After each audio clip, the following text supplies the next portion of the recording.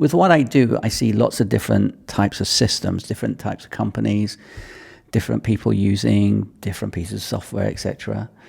And one thing really strikes me is how many different pieces of software some use. Now, we've spoken about this before. I've spoken about this before. The thing that kind of doesn't make sense to me is that they're using a lot of software, but they're also paying for different pieces of software. And more often than not, they're actually paying money for to-do lists and project management tools. And within a company, sometimes they're using different project management tools, even though they're working on the same project. And that makes no sense whatsoever to me. So why are you paying for software that you're not using? Now, yesterday I was talking about people like simplicity, but they're too afraid to do it. And this kind of the same thing. It's on the same lines. People like using a particular piece of software because they've used it for many years. But what they don't realize is that it's not actually helping them.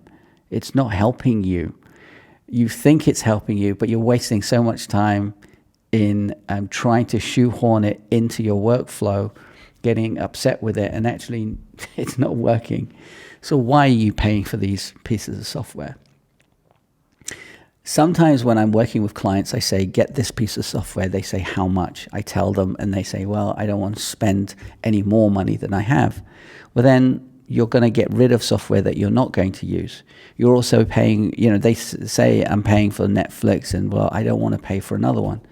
Well, Netflix and Spotify and things, they're entertainment that has nothing to do with your business necessarily, to be honest. So that has no bearing in this at all.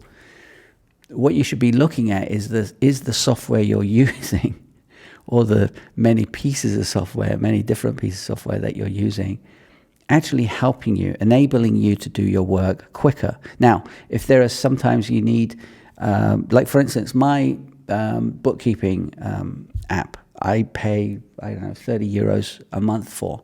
Now, 30 euros is a lot of money to some. But to me, it's nothing because it's saving me time. I don't have to do a lot of tax stuff because it kind of does it for me. I'm in Holland, so it's all connected to my bank and stuff. So paying for software to help you is different to having lots of different software that you're not using, you're still paying for. Does that make sense?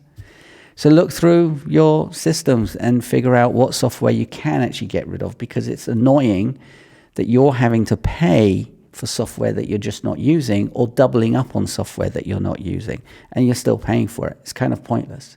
So anyway, with that, have a great weekend, and I'll see you in the next one. Ciao.